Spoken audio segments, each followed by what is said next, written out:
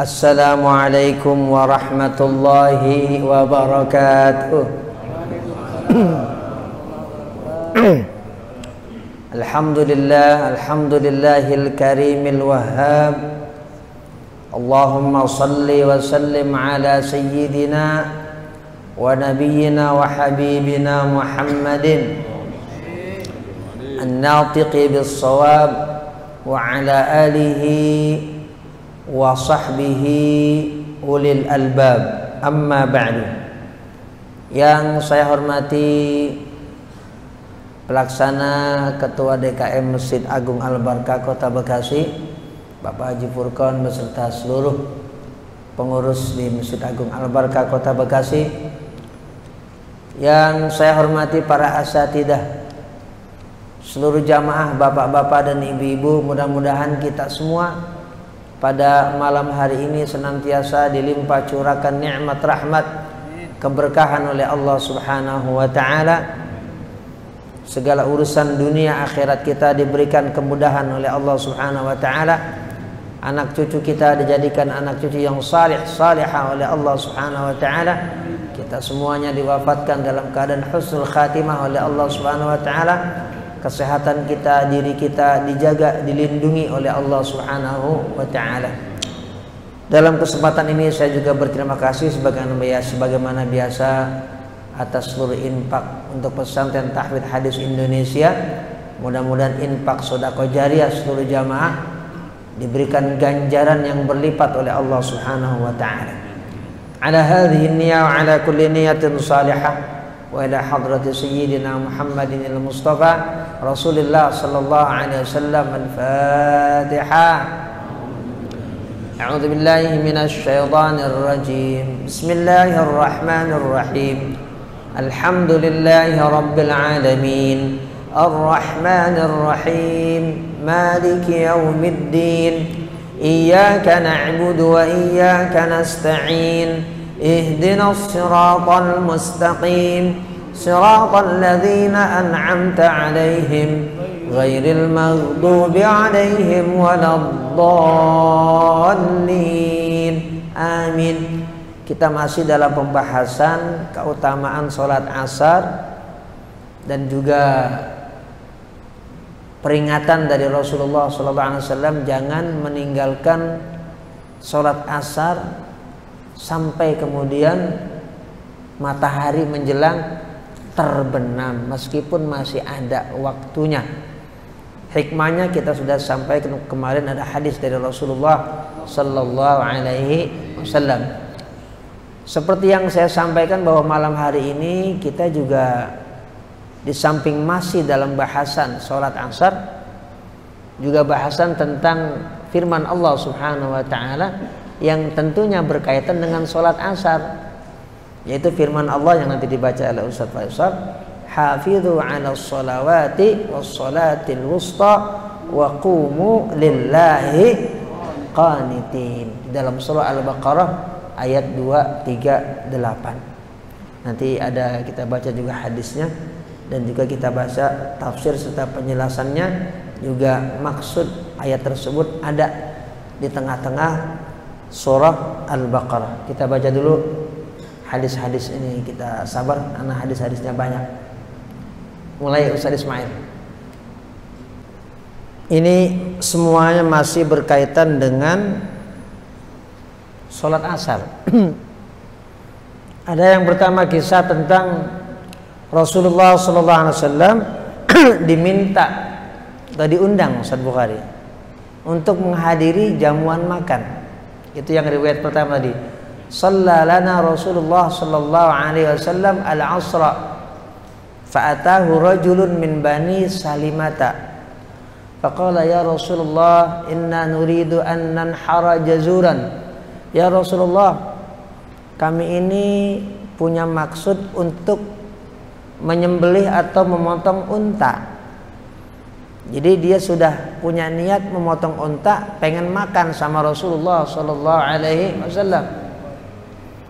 Wa nahnu nuridu an tahduraha, dan kami ini pengen engkau ya Rasulullah hadir di jamuan itu. Rupanya dia udah azam pengen makan bareng bersama Rasulullah sallallahu alaihi wasallam. Faqala Rasulullah sallallahu alaihi wasallam, "Na'am." Nabi sallallahu alaihi wasallam berkata, "Iya, memenuhi undangan. Meskipun undangan makan doang." Itulah akhlak Rasulullah sallallahu alaihi wasallam. Dan enggak pakai entar, langsung. Fantalaqa wa antalaqna ma'ahu. Nabi kemudian berangkat bersama yang mengundang makan untuk sholat, untuk makan setelah sholat asar. Ini kan setelah sholat asar. Nah, ternyata sampai di rumah orang yang ingin tadi makan bareng, itu ternyata jazur itu unta. Jazur maknanya unta. Jadi anan hara jazuran, pengen motong menyembelih jazur unta. Sampai di sana, ini al jazur lam tunhar, belum disembelih, bukan tinggal makan. Jadi nungguin dulu itu Rasulullah sallallahu alaihi wasallam. Ya, kemudian itu untanya dipotong, kemudian dibagi sampai 10 asyra qisamin, sampai 10 bagian, baru tubihat, baru dimasak. Baru Rasulullah sallallahu alaihi wasallam makan bareng bersama itu para sahabat-sahabat beliau yang beliau ajak selepas sholat asar. Lah, ini maksudnya apa? Kok segala dimasukin kemari sholat asar sampai makan onta? Nah, tentu yang pertama tadi maksudnya tentang akhlaknya Rasulullah sallallahu alaihi wasallam. Nabi itu gampangan orangnya untuk urusan-urusan yang sifatnya kemasyarakatan. Ayo aja udah, yang penting halal. Jadi nggak banyak alasan. Wah, saya sibuk. Kenapa? Ini yang ngajak tukang beca, nggak level lah. Nabi nggak begitu. Siapa aja yang ngajak, Nabi punya waktu yang nggak berkaitan dengan kesibukan yang berkaitan dengan agama, Nabi iya aja. Iya. Jarang Nabi itu bilang tidak, jarang. Selalu iya. Apapun yang diinginkan oleh jamaah, oleh para sahabat beliau, ya maka iya, kasih, terima. Nah, yang jelas ya tidak ada berkaitan dengan sesuatu yang diharam atau dilarang oleh Allah Subhanahu wa ta'ala. Lah, maksud hadis ini dicantumkan, ini bicara soal waktu antara asar sampai maghrib. Jadi kita disuruh ngitung dari mulai ini motong onta sampai masak, sampai kemudian makan bareng, teng maghrib. Itu maksudnya.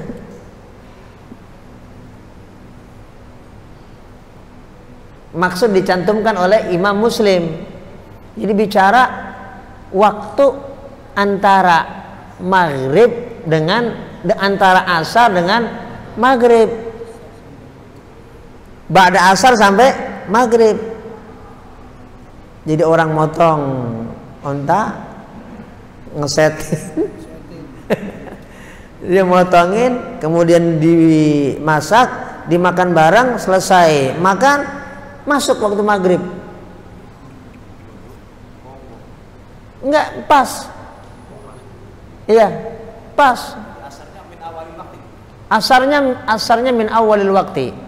Jadi yang dimaksud tadi, waktu itu kok cukup kalau kita sholat asar di awal waktu. Lah kalau kita sholat asar jam 5 baru motong onta, lah kagak cukup waktunya. Nah, jadi hadis ini dicantumkan oleh Imam Muslim dalam rangka memberikan penjelasan kepada kita bahwa sholatlah kita di awal waktu asar ketika masuk waktunya. Jadi ukurannya tadi, di sholat asar masih bisa sempat motong onta, kemudian ngesetin segala macam, kemudian dimasak, kemudian makan bareng. Itu Pak Jagus, Pak Jatim, kalau kita atau mungkin saya udah marah, ngambek. Gua diundang baru ontanya masih jogrok. Kirain udah tinggal makan. Tahu-tahu kambingnya masih ada, gampang kalau kita nih, atau apanya, atau bahkan mungkin ayamnya. Mana udah tinggal makan? Jamal lail, ini kita ayamnya belum dipotong. Ya Allah. Udah gitu bisa marah. Yang kedua, di sini ada lagi peringatan keras dari Rasulullah Sallallahu Alaihi Wasallam tentang apa? Tentang sholat asar juga. Nabi katakan tadi dibaca oleh Ustadz Bakri, alladzi tafutuhu sholatul asri. Orang yang tafut, orang yang kelewat sholat asar. Di sini yang dimaksud kelewat sholat asar bukan sholat asar di waktu maghrib, bukan, atau ketiduran sampai maghrib, bukan. Yang dimaksud kelewat sholat asar di sini kelewat dari awal waktunya.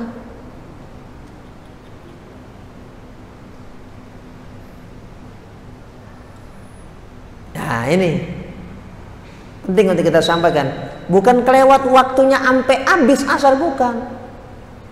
Kelewat dari awal waktu sholat asar. Bahkan kalau kita baca Sahih Bukhari ada lebih keras lagi. Ada bahasanya malah man taraka sholatal asri. Siapa yang ninggalin sholat asar, faqad habita amaluh. Amalnya itu hilang. Hilang maksudnya pahalanya minim. Kalau ini apa? Kehilangan harta dan kehilangan keluarga.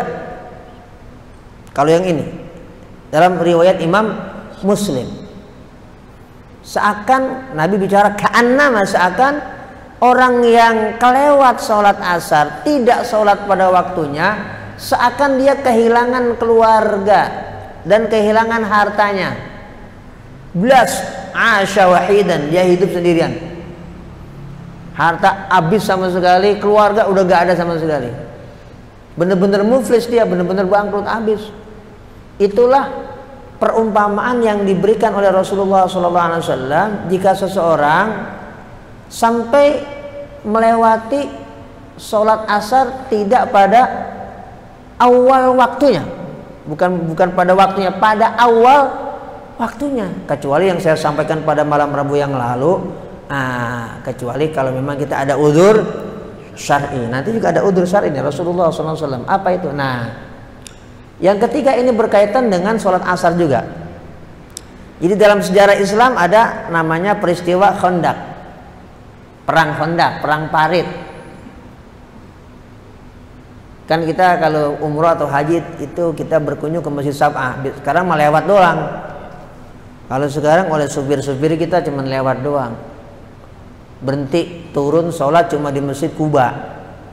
Kalau zaman dulu kita di Masjid Qiblatain turun, di Masjid Sab'ah yang disebut dengan Khandaq turun. Kalau sekarang enggak. Nah, ini dikenal juga dengan Ghazwatul Ahzab. Sampai ada surah namanya Suratul Ahzab. Disebut dengan Ahzab karena orang-orang Quraisy itu memerangi Rasulullah SAW gak cuma sendiri, tapi Ahzab, ada sekutu-sekutunya. Kalau sekarang aliansi, bahasa ininya Tony, keroyokan. Ya, kata orang kampung saya, apa namanya, nyambat. Nyambat ya, Ustaz Bukhari. Itu bahasa roh bambu tuh kayaknya. Ya, pasukan gabungan orang-orang kafir Quraisy menyerbu kota Madinah. Nah, sampai kemudian bagaimana caranya ini menghadapi serbuan? Usulan dari Salman Al-Farisi kepada Rasulullah SAW, ya Rasulullah udah buat Khandaq aja. Orang-orang Arab saat itu kaget, kenapa nggak biasa punya strategi perang dengan parit. Tapi ternyata usulan dari sahabat Salman Al-Farisi yang memang asli Persia, Iran. Orang-orang Persia biasa punya strategi kalau perang itu pakai parit. Jadi kalau musuhnya datang, habis kudanya pada nyemplung semuanya sama orang-orangnya, tinggal dipanain. Nah, ini ada satu peperangan namanya perang Khandaq atau perang Ahzab. Cukup lama. Nah, sampai perang Ahzab ini karena Rasulullah SAW bertahan di dalam kota Madinah, walaupun tentu ada Khandaq, kan nggak bisa kemudian tenang begitu aja. Nah, siang sampai sore sampai asar, sampai setelah waktu asar masuk dan kemudian berjalan waktu itu, Rasulullah SAW belum sempat juga melaksanakan sholat asar. Sampai kemudian Rasulullah SAW keluar itu ucapan yang tadi dibaca itu. Ada beberapa riwayat. Mala Allahu kuburahum. Mudah-mudahan Allah memenuhi kubur-kubur mereka ini orang-orang kafir Quraisy neraka. Bahkan ada mala Allahu kuburahum wa butunahum, perut-perut mereka. Biar Allah Subhanahu wa taala dibakar pakai api. Kenapa? Syaghaluna 'anis sholati. Karena mereka bikin kita ya terlambat. Syaghal kan awalnya sibuk. Bikin kita ini karena sibuk menghadapi pasukan musuh, meskipun ini udzur syar'i dan dibolehkan. Karena tadi Nabi sudah begitu mewarning bagaimana sholat asar ini jangan sampai ditinggal, dan Nabi mewanti-wanti agar sholat asar ini di awal waktu. Nabi sampai berucap begitu. Ini semoga orang-orang kafir Quraisy yang memerangi kita ini, karena mereka juga nggak tahu waktu sholat ya, namanya orang kafir. Mudah-mudahan Allah penuhi kubur mereka dan diri mereka dengan api neraka. Nabi bilang alasan Nabi syaghaluna 'anis shalah. Mereka menyibukkan kita sehingga kita ini terlambat untuk melaksanakan sholat. Ada riwayat lagi dijelaskan lagi apa yang dimaksud sholat di sini? Sholatil asri, sholat asar. Jadi Rasulullah SAW sampai lambat sholat asar. Bahkan kemudian dalam hadis yang tadi nomor 630, Rasulullah SAW memang kelewat sholat itu, sholat asar. Kenapa? Ada udzur syar'i. Ada udzur syar'i yang sudah sampaikan kemarin. Kalau ada udzur syar'i lain. Nah, Rasulullah SAW ada sahabat Umar juga. Pertama yang menyampaikan kepada Rasulullah SAW sahabat Umar bahwa beliau ini belum sholat asar. Ternyata Rasulullah SAW juga sama, belum sholat juga, belum sholat asar. Apa akhirnya? Ya, akhirnya Rasulullah SAW melaksanakan sholat asar ba'dama gharabatis syamsu, setelah terbenamnya matahari. Kenapa? Ada uzur, berarti sudah betul-betul habis waktunya. Kenapa? Udah masuk waktu maghrib. Berarti jatuhnya bagaimana? Itu sholat namanya qadha. Ngajaju, sholat qadhaan ngajaju, bukan adaan sholat yang sekarang. Nah, sholat yang ditinggal itu memang wajib diqadha. Apakah sholat kita tinggalkan dengan ada uzur, artinya tidak sengaja,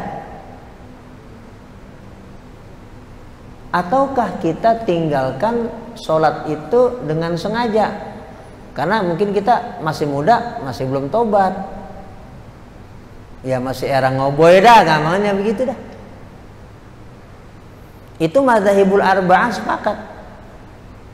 Sholat yang kita tinggalkan, madzhab 4 nih, sengajakah atau tidak sengajakah, hukumnya wajib di qadha.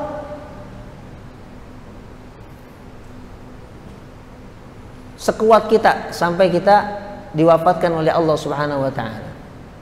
Kalau masih ada juga yang kita tinggalin, ya kita udah berserah diri kepada Allah Subhanahu wa taala. Mudah-mudahan dosa-dosa kita diampuni oleh Allah Subhanahu wa taala. Tapi wajib kita qadha. Ada ulama yang memberikan fatwa tidak wajib qadha. cukup taubat. Al-Imam Ibnu Taimiyah, Al-Imam Ibnu Qayyim Al-Jauziyah, dan ulama-ulama di Saudi rata-rata kalau berfatwa sholat yang ditinggalin dah taubat aja. Tapi mazhabul arba'ah, mazhab yang 4 wajib. Nah, kalau kita bilang Nabi nggak pernah kasih contoh kalau sholat kita wajib diqodho kemudian ninggalinnya sengaja, ya nggak mungkin ada contohnya. Kenapa? Mustahil Rasulullah SAW tuh nih ninggalin sholat sengaja. Gimana Nabi Muhammad ninggalin sholat sengaja? Pak Muhyiddin, kan nggak mungkin.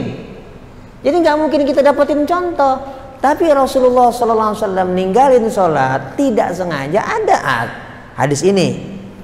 Ada juga hadis tentang Nabi SAW ketiduran waktu sholat subuh.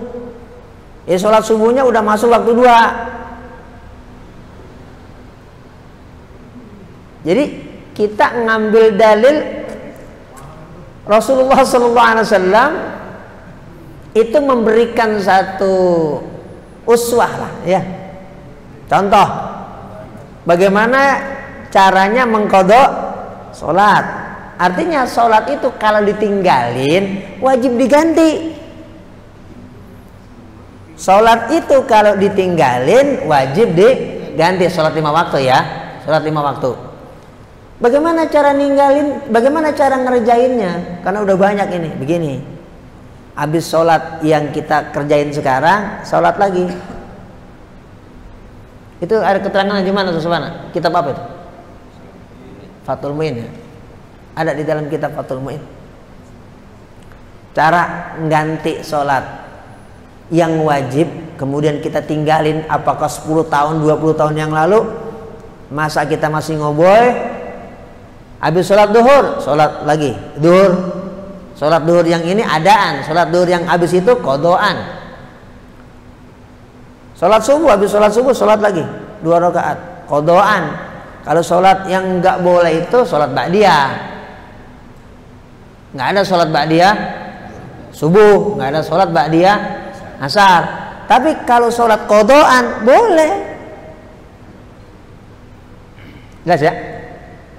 Maghrib, habis maghrib sholat lagi 3 rakaat. Itu afdolnya. Tapi kalau kita mau laksanakan kapan saja boleh. Pagi di rumah, karena mungkin kita kalau di masjid atau di musola kan kita mungkin malu, ntar mungkin jadi omongan orang.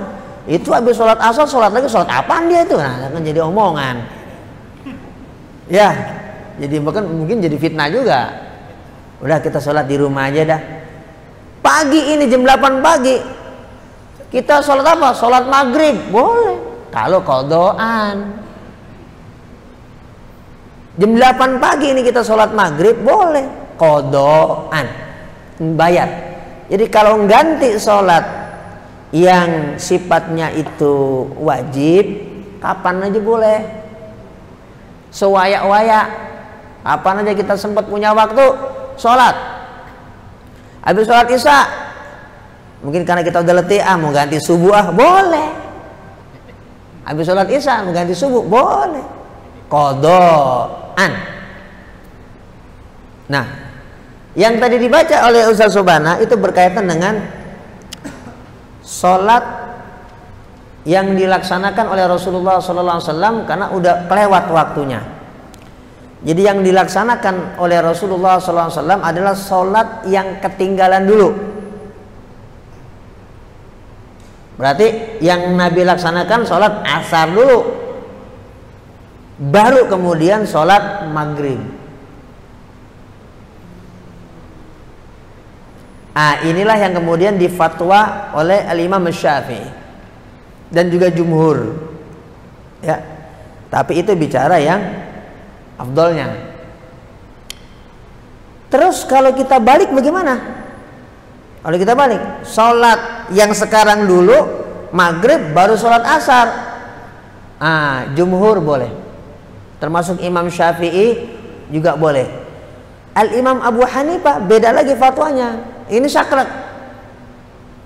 Kalau sholat yang tadi kita udah kelewat, misalnya duhur, asar di rumah, duhur ketiduran, jangan laksanakan sholat asar dulu. Kalau Abu Hanifah, kalau Imam Hanafi, madhab Hanafi, wajib dilaksanakan sholat yang kelewat dulu, baru sholat yang sekarang.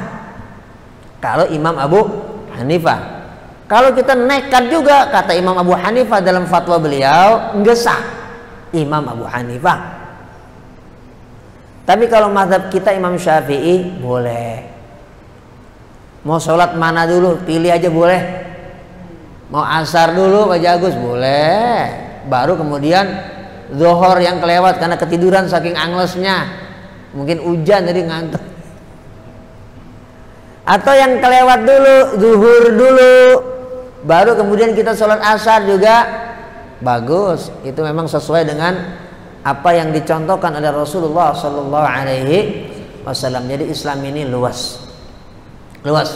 Yang terpenting ya kita laksanakan apa yang tadi disampaikan, diajarkan oleh Rasulullah Sallallahu Alaihi Wasallam dan diwanti-wanti sholat asar. Nah, yang kelima, ini ada ayat Quran surah Al-Baqarah ayat 238. Hafidhu 'alas shalawati was salatil wusta wa qumu lillahi qanitin. Yang dimaksud salat wusta dalam ayat tersebut adalah salat asar. Itu yang disampaikan oleh mayoritas dari para ahli tafsir, para ahli hadis, para ulama, bahwa sholatil wusta, sholat tengah, sholat wusta itu adalah sholat asar. Kenapa disebut sholat wusta? Karena emang waktunya ada di setengah antara waktu sholat pagi, ya sholat siang, maksudnya durasi yang 12 jam dari mulai subuh ke duhur, di tengahnya asar. Dan kemudian sholat malam kan mulainya apa? Maghrib isya, tengah-tengahnya asar. Karena itu disebut dengan sholat wusta. Jadi yang dimaksud wassolatil wusta, apakah kita baca tafsir Ibnu Katsir, kita baca tafsir-tafsir yang lain, kita baca hadis riwayat Imam Bukhari, Muslim, atau penjelasan dari para ulama yang menjelaskan hadis-hadis tentang sholat, itu memberikan penjelasan bahwa yang dimaksud dengan sholat wusta adalah sholat asar. Tapi ada penjelasan yang kedua. Sholat wusta ini adalah sholat subuh. Sholat wusta adalah sholat subuh. Nah, ini dua penjelasan yang kredibel lah. Kenapa? Karena sholat subuh itu luar biasa keutamaannya, banyak hadisnya. Termasuk ada ayatnya dalam surah Al-Isra ayat 78. Aqimis salata liduluki syamsi ila ghasaqil laili wa qur'anal fajri inna qur'anal fajri kana mashhuda. Qur'anal fajri, sepakat para pakar tafsir, maksudnya adalah salat al-fajri, salat subuh. Qur'anal fajri maksudnya salat subuh dalam ayat 78 surah Al-Isra. Kenapa? Ini ada satu dorongan kalau kita salat subuh. Lah, jangan baca surah yang pendek banget. Inna a'toina kal kautsar. Kulhu, bukan nggak boleh, ya boleh. Cuman cakepnya yang panjangan. Hah? Yang tidurnya jam 1, bagaimana agak ngantuk? Ngopi dulu. Satu hari. Itu. Nah, kenapa? Keutamaannya inna Qur'anal fajri kana masyhuda. Sesungguhnya sholat subuh itu masyhuda, disaksikan, dijelaskan di dalam tafsir ini nih. Tafsir apa nih? Ibnu Katsir dan tafsir-tafsir yang lain. Kalau kita baca Qurtubi, di Qurtubi ada penjelasan. Jadi nanti juga besok malam Rabu mudah-mudahan kita dikasih waktu oleh Allah Subhanahu wa taala, dikasih sehat oleh Allah Subhanahu wa taala. Jadi yang dimaksud masyhuda itu yashhaduhu malaikatum bil laili wa malaikatum bin nahari. Sholat subuh kok dikatakan ayatnya masyhudah disaksikan? Karena sholat subuh itu disaksikan baik oleh malaikat dan para malaikat yang ditugaskan oleh Allah di siang hari, dan disaksikan oleh para malaikat yang Allah tugaskan pada malam hari, kumpul semuanya pada waktu sholat subuh. Hah? Aplusannya emang di situ. Jadi kan gini, pas nanti dia naik ngadap Allah Subhanahu wa taala, Allah Maha tahu, malaikat lapor. Kaifa taraktum ibadi? Malaikat yang tugas malam, bagaimana kamu pas kamu kemari, hamba-hambaku lagi ngapain? Kata malaikat yang jaga malam, ya Rabb, taraktuhum yusallun. Kami waktu tinggalin mereka, mereka lagi sholat. Malaikat ini yang baru datang, nanti ditanya lagi sama Allah, waktu kamu datang, hamba-hambaku lagi ngapain? Ya Rabb, atainahum yusallun. Kami datang, mereka lagi sholat. Maksudnya ini bicara soal kaitan dengan ayat. Kan malaikat sempat, bukan protes, sempat bilang sama Allah Subhanahu wa taala ketika Allah menciptakan Adam, ya begitu dah, manusia ini begini kata malaikat. Allah nggak bilang begini nih. Allah cukup berfirman, inni a'lamu ma la ta'lamun, aku maha tahu sesuatu yang kamu nggak tahu. Maksudnya kalau bahasa kita, tuh malaikat, gua kata apa? Hambaku nggak mabuk kan? Artinya nggak semuanya rusak, nggak semuanya bunuh-bunuhan, masih banyak juga yang ibadah kepada Allah Subhanahu wa taala. Nah, maksudnya ini fadilah sholat subuh, masuk juga sholatil wusta. Mudah-mudahan kita yang termasuk disaksikan oleh para malaikat, dan mudah-mudahan kita termasuk yang disaksikan para malaikat di depan Allah Subhanahu wa taala. Tujuannya itu. Termasuk Imam Nawawi tadi dibaca oleh Subhana, ya, bahwa ayat yang berkaitan dengan sholatul wusta itu dua. Sholat asar dan sholat subuh. Tapi yang kalau dipilih ini, mana yang lebih asah, yang lebih sahih, yang lebih valid? Asar. Kan dua pendapat. Sholat wusta adalah sholat asar dan sholat subuh. Pilih ini, mana yang lebih sahih? Asar. Bukan subuh, asar. Nah, ini ujung-ujungnya mau begini. Ya udah, semuanya kita jaga semua sholat. Karena juga ada penjelasan di dalam itu Kitabul Minhaj. Tadi dibaca belum? Belum semua ya. Ada juga penjelasan. Ada. Bahwa sholat wusta itu sholat apa? Zuhur. Ada juga. Sholat maghrib ada juga. Sholat isya ada juga. Termasuk sholat wusta itu sholat apa? Sholat Jumat. Ada penjelasan. Udah saya baca. Artinya ujung-ujungnya ya udah, pokoknya semua sholat wajib kita jaga, begitu. Ya, dengan ujung tombaknya tadi yang paling sahih, sholat asar dan sholat subuh, dan seluruh sholat yang wajib, sholat 5 waktu kah, sholat Jumat kah, nah semuanya kita jaga, kita pelihara. Mudah-mudahan kita diberi sehat, diberi waktu, diberi kesempatan, diberi rahmat, diberi ridha oleh Allah Subhanahu wa taala. Al-Fatihah. A'udzubillahi minasyaitonir rajim. Bismillahirrahmanirrahim. Alhamdulillah rabbil alamin, arrahmanir rahim, maliki yaumiddin. Iyyaka na'budu wa iyyaka nasta'in. Ihdinas siratal mustaqim, siratal ladzina an'amta 'alaihim ghairil maghdubi 'alaihim waladdallin. Amin. Wallahul muwaffiq ila aqwamit thoriq. Assalamualaikum warahmatullahi wabarakatuh.